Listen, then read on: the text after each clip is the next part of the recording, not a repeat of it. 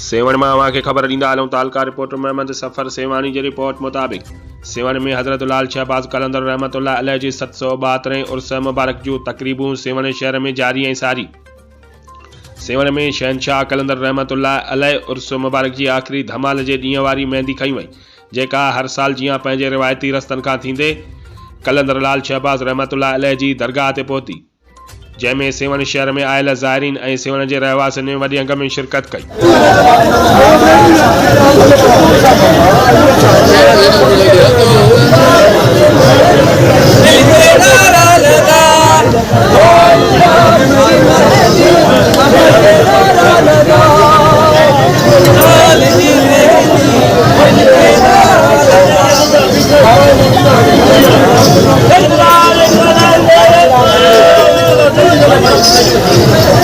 चलो